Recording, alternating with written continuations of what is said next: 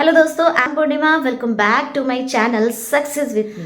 दोस्तों, आज मैं आप लोगों को एक ऐसे पर्सन से इंट्रोड्यूस कराने वाली हूँ जिन्हें चमत्कारी व्यक्ति भी कहा जाता है। उन्हें चमत्कारी व्यक्ति क्यों कहा जाता है, ये हम उनके स्टोरी से जानेंगे। फिलहाल उनका नाम है मॉरिस गुडमैन। मॉरिस गुडमैन जो है, उनकी जो स्टोरी है वो 1981 के टाइम में लोगों को बहुत ज़्यादा प्रेरित करती है। और 1981 में एक्चुअली उनका जो हवाई जहाज़ है वो क्रैश हो गया था और इसकी वजह से उनकी पूरा शरीर जो है वो टूट फूट चुका था। तो मेरे हाथ में ये बुक है द सीक्रेट, जिसमें आपको इनकी स्टोरी मिलेगी।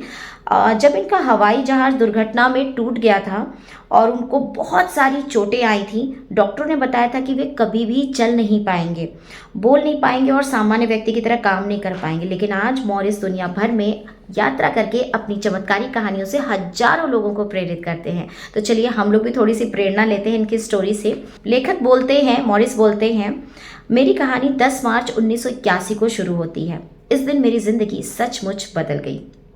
मैं इस दिन को कभी नहीं भूल पाऊंगा। मेरा हवाई जहाज टकरा गया, मुझे पूरी तरह अपंग हालत में अस्पताल पहुंचाया गया।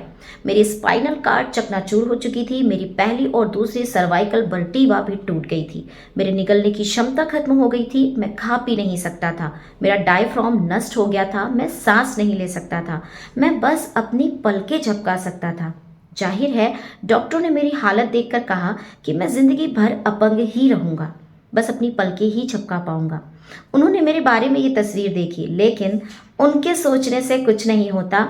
मॉरिस बोलते हैं कि महत्वपूर्ण बात तो ये थी कि मैं क्या सोचता था। मैंने दोबारा सामान्य होने की तस्वीर देखी, जिसमें मैं अपने पैरों पर चलकर अस्पताल से बाहर निकल रहा था।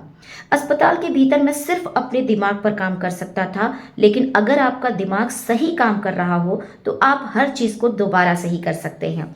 मुझे रेस्पिरेटर पर रखा गया। डॉक्टर ने कहा कि डायफ्राम नष्ट होने के कारण मैं दोबारा कभी सांस नहीं ले पाऊंगा, लेकिन एक छोटी सी आवाज़ मुझसे बार बार कहती रही, गहरी सांस लो, गहरी सांस लो। और आखिरकार मेरा रेस्पिरेटर हट गया।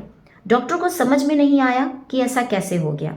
मैं अपने दिमाग में ऐसी कोई भी चीज़ आने नहीं दे सकता था जो मुझे अपने लक्ष्य या सपने से भटकाए। मैंने क्रिसमस के समय अस्पताल से चलकर बाहर निकलने का लक्ष्य बनाया था और मैंने ये काम कर दिखाया। मैं अपने दोनों पैरों पर चलकर अस्पताल से बाहर निकला। हालांकि डॉक्टर ने कहा था कि ये संभव नहीं है।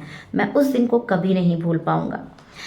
मॉरिस गुडमैन की इतनी इंस्पायरिंग स्टोरी से सबसे ज़्यादा प्रभावित और सबसे पहले प्रभावित हुई उनकी वाइफ, जिनका नाम था कैथी गुडमैन। द सीक्रेट बुक में कैथी गुडमैन जो है, इनकी भी व्यक्तिगत कहानी है, मैं थोड़ा सा आप लोगों से शेयर करना चाहूँगी। कैथी कहती हैं, मुझे ब्रेस्ट कैंसर हो गया था। मुझे अपने दिल में पूरी आस्था और सच्चा विश्वास था कि मैं ठीक हो चुकी हूँ। हर दिन मैं कहती थी, मेरे उपचार के लिए धन्यवाद। लगातार मैं कहती थी, मेरे उपचार के लिए धन्यवाद। मैंने अपने दिल में यकीन कर लिया कि मैं ठीक हो चुकी हूँ। मैंने खुद को इस रूप में देखा जैसे कैंसर मेरे शरीर में कभी था ही नहीं। मैंने अपना इलाज करने के लिए एक और साधन का इस्तेमाल किया। मैं बहुत मज़ेदार फिल्में देखने लगी। मैं बस हंसती थी और दिल खोल कर हंसती थी। तनाव लेने का तो सवाल ही नहीं था, क्योंकि हम जानते थे कि उपचार की कोशिश करते समय तनाव बहुत बुरी चीज़ हो सकती है। बीमारी का पता चलने और इसके ठीक होने के बीच लगभग 3 महीने का फासला रहा और ये उपचार बिना किसी रेडिएशन या कीमोथेरेपी के हो गया। मॉरिस गुडमैन कहते हैं कि अगर कष्ट भोग रहे लोगों को संदेश देने के लिए मुझे अपनी ज़िंदगी का सारांश बताना हो, अगर मुझे लोगों को ये बताना हो कि वे अपनी ज़िंदगी में क्या कर सकते हैं, तो मैं संक्षेप में 11 शब्दों में बता सकता हूँ। इंसान वो बन सकता है जिसके बारे में वो सोचता है। डियर फ्रेंड्स, मेंटल टफनेस या मेंटल स्ट्रेंथ बहुत पावरफुल होती है और ये किसी भी फिजिकल हेल्थ इश्यूज़ बोले तो छोटी हो चाहे बड़ी हो, उसमें बहुत काम करती है। सो मॉरिस और कैथी की ये जो स्टोरी है हम लोगों को प्रेरणा देती है कि अगर हम किसी भी हेल्थ इश्यूज से जूझ रहे हैं तो हम अपने ब्रेन को प्रोग्राम करके अपने फिजिकल इश्यूज से बाहर आ सकते हैं और एक हैप्पी लाइफ को लीड कर सकते हैं।